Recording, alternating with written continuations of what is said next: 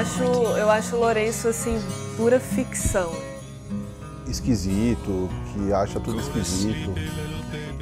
Muitos dos parágrafos dele, pra você ter uma ideia, ele testa nas mesas de bar. Ele parece um cara meio arredio, assim. Eu acho o Botarelli meio tímido, né? Eu tinha medo daquele quadrinho. Meu pai falava, esse cara com esse pinto de fora aí, esse cara com não sei o quê. Eu acho bem legal essa relação que ele faz dos quadrinhos com o teatro, enfim, com o cinema. Eu sou de uma geração que, se você não tinha datilografia, você não arrumava trabalho. E eu não tinha datilografia. Quando eu comecei a pegar uns trabalhinhos que pagava muito pouco, eu já pagava tipo o que eu ganhava. Então, o melhor trabalho que eu tive foi no Maurício de Souza, que pagava mais, assim, né? Eu saí para tentar, quando eu editei meu primeiro fanzine, saí para tentar fazer quadrinhos mesmo. A gente estava vivendo um momento de muito quadrinho, de humor, muito quadrinho, circo, então Laerte, Angeli, Glauco, Adão, todos esses caras estavam brincando com quadrinho. O Mutarelli vem nesse momento e apresenta um quadrinho barra pesada, com conceitos barra pesada, com coisas psicológicas. No começo do meu trabalho, quando eu não conseguia publicar, que eu tentei fazer humor, eu experimentei algumas coisas, dentro da minha linha também. Ele é desses autores que assim, dane-se a indústria. O cara ficou fazendo as coisas dele indiferente ao que era, o que a indústria estava pedindo, sabe? Quem me publicou primeiro no mercado editorial mesmo, tinha o Gilberto Firmino, que era um cara que tinha umas revistas da Vidente, da Vidente La Porrada, e algumas outras revistas.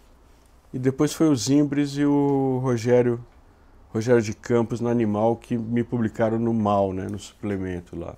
Então, assim, me interessa justamente, eu acho que isso daí, me interessa o estranho, me interessa o que as outras editoras deixaram de publicar. Acho que nesse aspecto ele é perfeito, né? Você tem que, às vezes, chacoalhar, né, o consumidor da arte, seja lá o leitor, ou a plateia, né, se for música ou for cinema ou teatro. Ele fez colaborações lá com o suplemento da revista Mal, né, dentro da Animal. E eu acho que o grande pulo do gato dele realmente foi a transubstanciação, né? Eu tive uma depressão pesada e para mim foi meio parte da recuperação, porque aí foi uma época que eu morava com meus pais, não dava para eu trabalhar e não tinha problema quando eu melhorava, quando eu estava um pouco melhor eu desenhava, fazia parte da recuperação. Então eu fiz nesse período, é uma história que eu tinha não tinha um roteiro, eu tinha uma linha, uma coluna dorsal. Nesse momento que os caras fazem isso com ele, de colocar dentro de um carro, ficar dando volta com um revólver na cabeça, dizendo vamos te matar, tirando sarro dele, daí tirarem o capuz e cantarem parabéns pra você, é uma coisa que eu não acho que seja saudável, mas que marcou o Mutarelli e acho que transformou o trabalho dele. Transubstanciação eu li de uma sentada assim, sem olhar nenhum desenho. Eu li só o texto. E eu falei para ele, nossa, você tinha que escrever um livro, porque você tem uma linguagem muito, muito forte, assim, muito intensa, profunda. E isso mais de 10 anos antes do Cheiro do Ralo. Eu fiz uma palestra, coloquei ele na mesa como palestrante, a mulher dele estava assistindo a palestra, conversou com ele no fim, não era a mulher dele na época, acabou virando a mulher dele. Ele me culpa disso, mas tudo bem. Eu vi que ia ter uma palestra do Angeli na Gibiteca em Fio. E eu era muito fã do Angeli, fã da Chiclete com Banana, achava o Angeli bonito. E aí falei, eu vou lá ver. Aí cheguei lá, o Angeli não foi, aí tava o Marcati e o Glauco Matoso e convidaram o Lourenço para participar. Aí a hora que o Lourenço sentou na mesa e começou a falar, as primeiras coisas que ele falou, eu já me interessei por ele. E no final da palestra eu já estava apaixonada. Aí acabou, eu fui com a minha agenda, eu fazia agenda tipo diário, fui pedir para ele o endereço dele, que eu não conhecia nada do trabalho dele, né? Fiquei conhecendo só as coisas que ele falou na palestra. E aí ele perguntou, o que eu escrevo? Aí eu falei, escreve seu nome, endereço, telefone, RG, estado civil. Aí ele escreveu. Foi bom? Falei direitinho? Na verdade, eu estava meio cansado dessa coisa muito... essa biografia sensorial minha, e estava saindo muita coisa, naquela época, hein? Já estava cansado de muita coisa autobiográfica. E a única sugestão que a gente deu para o Lourenço, que acho que foi importante, é: Lourenço, cria um personagem que as pessoas possam se identificar, né? Então, e aí leve esse personagem, porque isso cria uma relação entre você e o leitor, porque tem alguma coisa que ele conhece. E ele criou Diomedes. E eu estava sentindo falta de ler um quadrinho de gênero.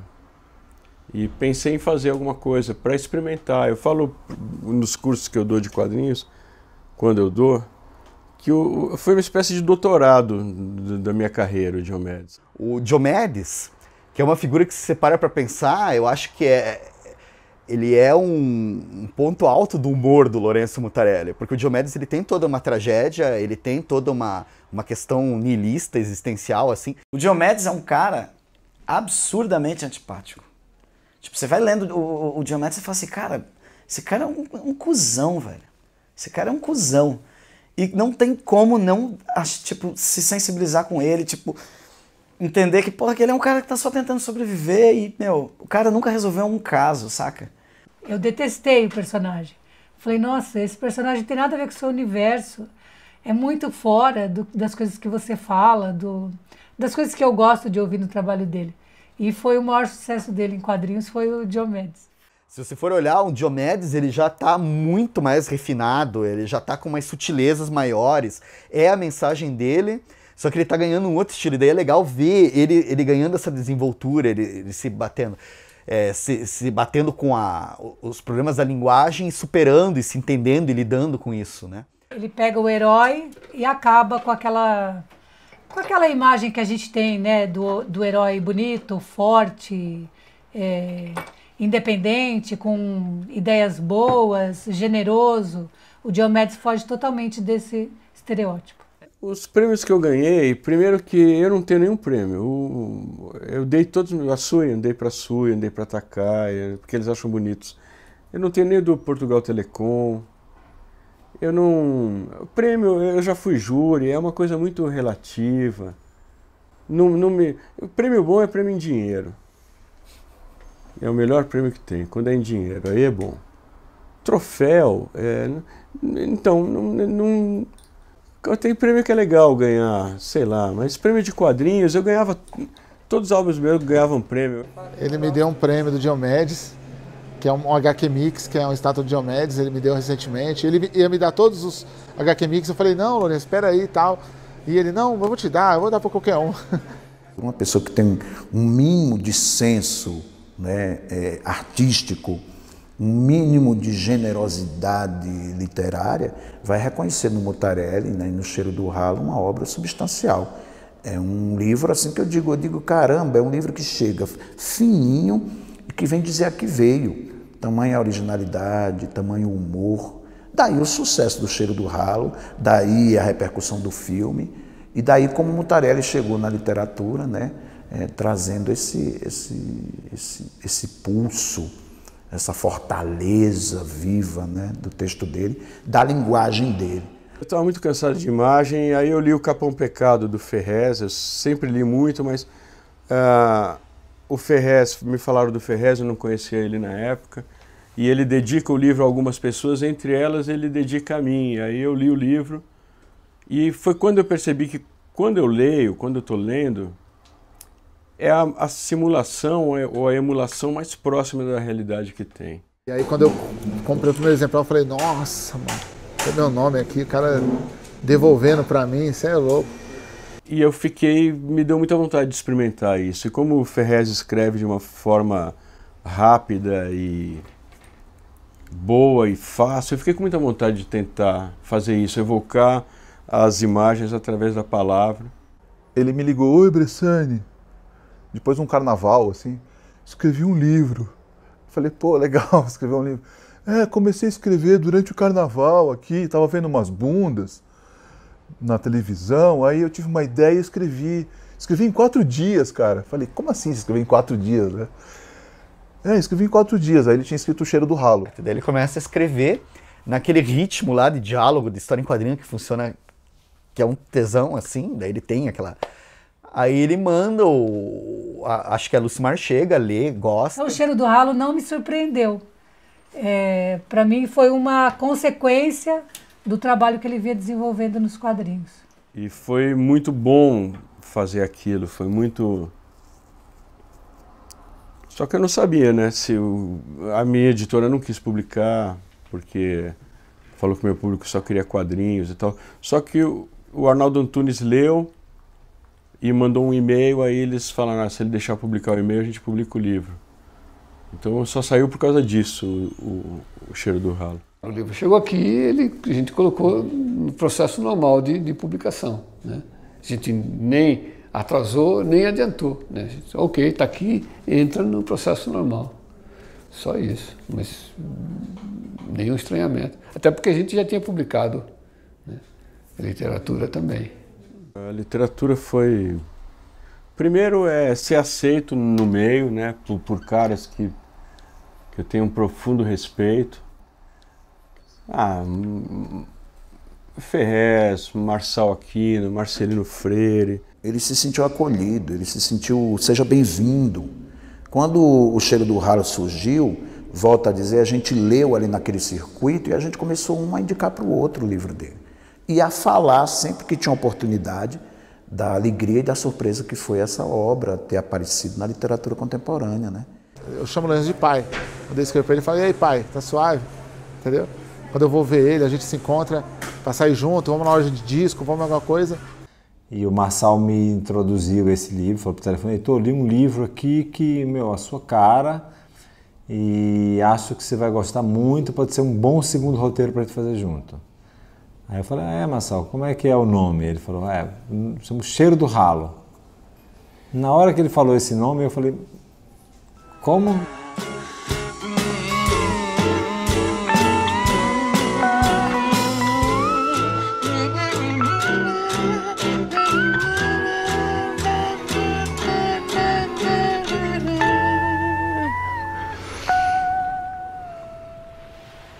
Não é 100% fiel ao universo estético proposto pelo livro, mas ao mesmo tempo ele é super fiel porque ele traduz o espírito do livro e o joy da leitura do Cheiro do Ralo. Como o Heitor sabia que eu fiz o curta, quando o Celton não podia fazer o teste, ele pedia para eu fazer o personagem com os atores e atrizes que eu...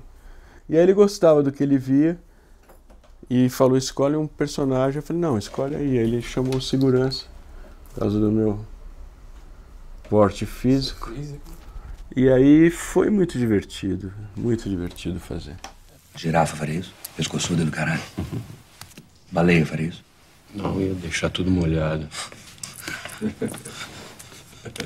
O Mutarelli é tudo menos segurança, né?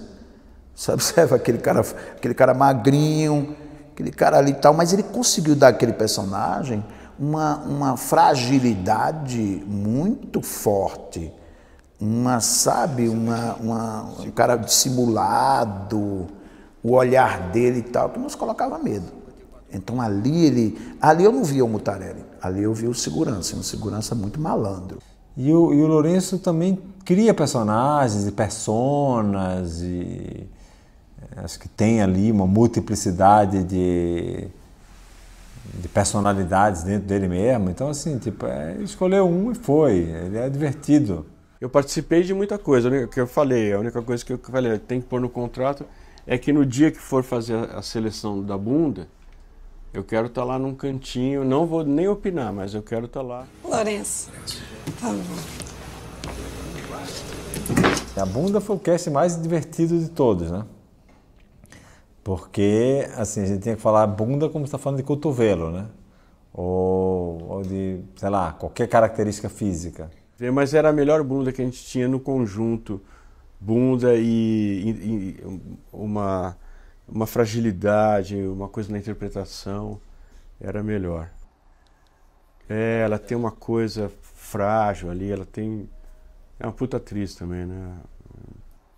E tem uma bunda também incrível, né? E aí eu fui editar o Natimorto. E o Natimorto, assim, é um livro que você pega, assim, eu acho que até hoje é o livro mais conciso, mais exato do Lourenço, justamente pelo pequeno número de personagens e pequeno número de situações também. São 3 ou 4 sequências que acontecem no livro todo. Fui ler o livro, achei fácil de adaptar e fiquei a fim de fazer. Foi aí que eu fui conhecer o Mutarelli, pessoalmente. Não, na hora que eu li, eu falei, é uma peça pronta. É uma peça pronta. É um romance, mas quando você lê, ele é todo escrito em diálogos, né? Como um roteiro, como uma peça. O meu trabalho dentro do Natimorto, como adaptador, não como diretor, mas como adaptador, foi basicamente manter todos os diálogos originais do livro e cortar fora os monólogos. Eu lembro que ele ia lá à tarde, no ensaio geral, você ficava sentado, quietinho, ali assistindo. E eu vi que ele estava gostando muito, assim.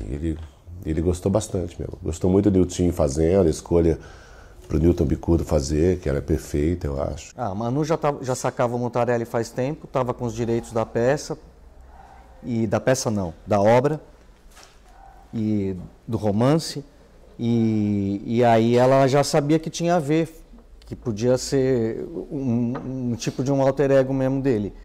Chegou na casa do Nilton e o Nilton abriu a porta. Na hora que os dois se viram, ficaram emocionadíssimos. Ele entrou em casa e viu as minhas fotos de mais jovem, em praia e tudo, fez brincadeiras. O que eu tô fazendo na praia, sem camisa. E eu fiquei muito incomodado, porque eu falei, porra, eu não tenho uma foto sem camisa, o cara tem uma foto minha sem camisa. Aí quando ele saiu, que eu vi, eu falei, puta, o cara era igualzinho. Foi muito engraçado conhecer a minha versão mais bem acabada, né? Ele tomou mais leitinho. Me parece que a opção do diretor do filme foi fazer uma coisa mais pesada, mais sombria, mais, né? Sem humor mesmo, né? O filme não tem humor. O que eu acho uma pena. O Paulinho resolveu, né? O Paulo Macchilini resolveu suprimir um pouco do humor que tem no livro. Porque o livro tem humor, é um humor negro, é o meu humor e tal, mas tem. E no filme eu acho que o que faz falta é isso. E aí foi muito curioso, porque de cara o Lourenço e a Simone Spoladori bateram de frente, eles não se deram bem de cara, assim. O Lourenço não gostou da Simone e a Simone detestou o Lourenço. Pura vaidade! Orgulho e vaidade, o caminho do inferno! Curiosamente, é um filme que eu acho que não houve uma química com os protagonistas. Isso eu converso muito com o Mutarelli. Não houve uma química, eu não sei o que era, que não acontecia ali no encontro dos dois protagonistas, né? E teve muita crítica do meu trabalho no Natimorto, crítica muito pesada de amigos, não é nem de crítica que eu não devia ter feito e tal. Isso foi ruim, porque eu me entreguei totalmente, foi uma entrega total ali, né? Ele foi melhorando ao longo do filme, e aí quando tem uma grande sequência final ali, que ele fala inferno, a palavra é inferno, ele dá um berro lá, inferno, uma coisa assim, que é bem infernal mesmo. Aí eu acho que ele, dentro desse amadorismo dramatúrgico dele, ele criou um estilo ali de atuar, sabe? A arte de produzir efeitos sem causa, o nome é foda. E é um dos que eu mais gosto também. Eu já li várias vezes e já entendi ele de várias formas diferentes. Entendeu? Quando eu comentei com um amigo meu que eu tinha entendido de uma forma, ele falou, você é louco, você leu esse livro um mês passado e falou de outra forma. Eu falei, então, eu tive várias interpretações do mesmo livro. Eu acho que esse é um livro que ele reuniu todas as características dele num nível mais alto, assim, e tem uma história mais consistente, tem um ritmo mais, sei lá, mais dinâmico, tem mudanças de atmosfera ali, os personagens estão mais bem construídos, tem mais personagens. Acho que, de fato, é a obra-prima dele, né? Mas teve aquela crítica pesadíssima com a arte de produzir efeitos sem causa, né, do Pécora. Que eu acabei arrumando uma briga com a Folha por causa disso. Porque teve a crítica que destruiu o livro. Minha mulher trabalhava na Vila nessa época. Durante 3 semanas não vendeu o livro. Ele fez uma grande sacanagem que foi fazer uma paráfrase, né? Ele contou a história. Você não faz isso. Para começar, você não faz uma paráfrase. Isso é coisa de amador, né? Um dia, procurando um negócio, eu achei a crítica impressa.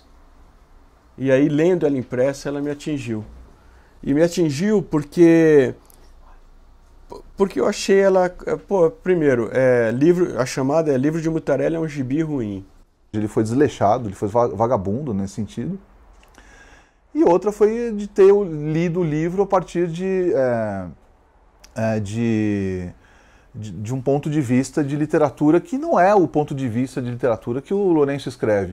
Me dava vontade de trocar uma ideia com o cara. Sabe, algumas coisas que ele fala ali, eu queria muito trocar uma ideia com o cara. Não um direito de resposta, nada. Eu queria um dia trocar uma ideia. Naquele momento me deu vontade de falar, sabe? Faz 10 anos que meu pai morreu. Ele passou os últimos dias de sua vida num asilo.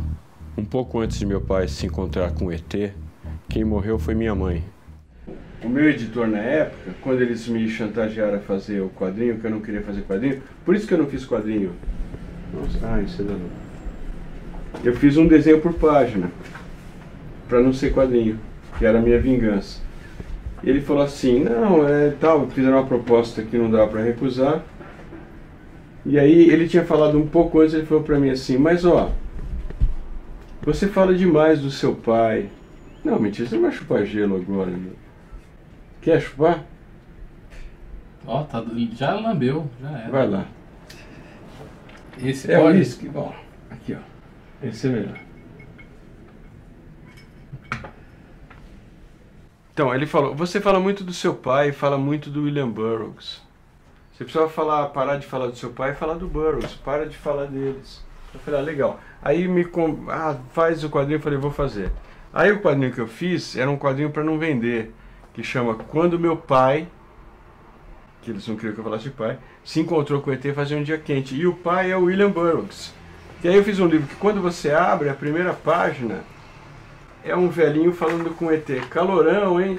Que eu falei, o cara abre isso e fala, não vou comprar essa bosta, isso aqui deve ser uma bosta. E aí eu fiz um William Burroughs falando o que eu não pude dizer em Sua Companhia das Letras.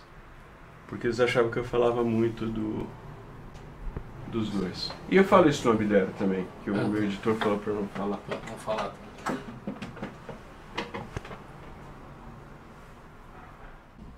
Não, eu tô fudido pra caramba. Totalmente falido. Eu vivo das aulas do Sesc, que quando não tem é um pesadelo. Se eu ficar doente, a gente morre de fome. Eu fiz o curso que ele dava até muito pouco tempo no Sesc Pompeia, que era um curso de quadrinhos de autor. E que era voltado um pouco para as pessoas meio pensarem as próprias histórias e tal. Às vezes a gente não tinha uma aula, assim, a gente não, sei lá, assistia um PowerPoint e ficava ouvindo o Mutarelli falar, mas a gente sentava em roda, ou ficava na mesa, ou ficava tomando café e falando sobre obras e sobre questões que a gente via no nosso trabalho, a gente mostrava processos, e isso era muito legal, a troca que tinha no próprio ambiente, porque todo mundo tá pensando quadrinhos ali, né? Era bem legal. Quando eu leio o Grifo de Abdera, eu me emociono, eu rio. Tanto é que ele cria, eu sou personagem muito rápido no livro dele. Aí ele troca tudo, aí diz que eu sou um heterossexual viril, convicto, sei lá o que é que ele fala lá. Que o Ferrez é rico e milionário, que o Paulo Lins é branco. Ou seja, o tempo inteiro ele vai fazendo o desenho que ele quer fazer. Escrever o Grifo de Abdera usando a autoficção, para o Lourenço foi uma coisa natural, já foi um caminho natural, assim. Ele já estava tratando-se autoficcionalmente em outros meios. Parece, mas a grana é minha. Meu pai trabalhou muito, juntou uma grana e eu herdei isso. Todo mundo dança, mas sou eu que ponho a música. Não, a primeira vez que eu vi ele foi na época do Cheiro do Ralo, com o Celta e tal. E ali acho que tinha uma vibe diferente, mas acho que ele mudou dali também. Ele era mais junkie. E aí, quando eu tava começando a entender e saber quem era Lourenço Mutarelli, assim, no mundo, aconteceu Que Horas Ela Volta e, coincidentemente, era ele, o Dr. Carlos, que eu achei incrível. Que Horas eu quis ele como patrão. O personagem era um pintor, né? Foi feito pro Lourenço, nunca houve teste. Porque eu li o roteiro e aí eu ficava, meu Deus do céu, que personagem difícil pra caramba, assim. É muito difícil aquele personagem. Eu ficava, como que um ator faz esse personagem? E aí, quando a Ana falou Lourenço, ele surgiu assim, eu falei, claro, perfeito. Você acredita em reencarnação? Não sei. Camila é incrível, incrível. A Ana estimula muito isso de... a gente tá, às vezes acabou a cena, mas ela continua filmando. Então, você tem que estar no personagem, tem que continuar... Eu pedi pra ele pedir ela em casamento. E como ele ia fazer isso, ele que inventou. Aí ele me disse de manhã, eu já sei como é que eu vou fazer. Quer que eu te fale? Eu falei, não, quero ver na hora. Quer casar comigo?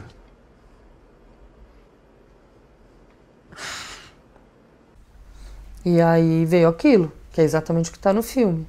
No dia seguinte ela falou, e aí, pensou em alguma coisa? Ele falou, sim, claro, escrevi umas coisas, pegou um papel fingindo que tinha escrito umas coisas, mas ele não tinha escrito, na verdade. E aí a gente falou, vamos fazer direto. Aí ele vai, enfim, gravando. Aí ele começa, você acredita em reencarnação? Aí eu falei, ai, caralho. E foi um total improviso. Tanto é que eu tava com lapela e meu coração disparou a hora que deu a ação. Se você prestar atenção, você ouve que o coração... Então, um ator que dispara o coração é o melhor ator do mundo. Não tem outro... Assim, é o tipo de ator que eu gosto. Entendeu? Tem um monte de coisa que você tem que adestrar, tem um monte de demônio que você tem que negociar. E não é fácil. Acho que tem muito a ver com isso, sabe? Você tem que aprender a negociar com seus demônios. Esse é um segredo para você conseguir. Você tem que fazer um pouco do que eles querem também. Eu acho que ele é um gênio.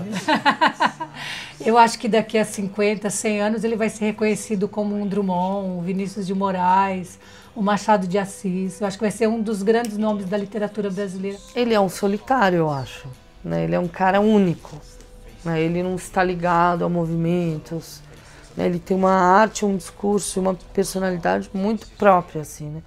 Eu acho que dentro da arte brasileira ele é um gênio, assim, entende? Que tanto do quadrinho, quanto do livro, quanto da atuação, ele está em todos os lugares. Eu acho que ele descobriu que desenhava, depois descobriu que depois que escrevia, né? Depois descobriu que podia atuar. Ele pode fazer, eu acho que pode fazer muitas outras coisas ainda, né? Talvez ele possa até dançar balé. A gente vai descobrir isso ainda, né? Lógico que não vai dançar balé de maneira normal, não. Vai ser um balé estranho. Mas eu acho que ele pode fazer, sabe? Esse que é o lance. Ele representa um pensador, ele representa uma pessoa que pensa a vida, pensa a solidão, pensa o relacionamento, o casamento, pensa os sentimentos familiares. Ele é um cara rodriguiano, intenso. O autor é o cara que consegue dizer alguma coisa de uma maneira muito singular e específica. E no caso do Lourenço, ele constrói o universo, né? Não estão prestando atenção, mas esse cara é o cara foda. Né? Esse cara, os caras que você tem que prestar atenção, porque se esse cara estivesse nos Estados Unidos, ele seria Crumb. Né? Ele estaria nesse tamanho. O tamanho dele é esse, entendeu? A obra do Lourenço é literatura marginal porque ela não tem concessão, mano. Ela não dá boi. Ela não tem... Se não tiver que ter final feliz, não tem. Se tiver que ter tragédia no meio, vai ter. Ele é livre. Quando ele faz o quadrinho, quando ele faz o romance, ele é livre. Tipo, o Lourenço, o Glauco Matoso, saca? Tom Zé, de alguma forma. Tipo, Arrigo. Esses caras são malditos, cara. Porque esses caras estão acessando um lugar da linguagem que não é bonito. Porque não tem que ser bonito. É tipo, é víscera. É abrir o defunto, tirar a tripa pra fora e ver o que tem lá dentro, sabe? Face of this horizon world is covered by crystal cross ice. When this whole wide, eyeless world sighs, this eyeless world sighs.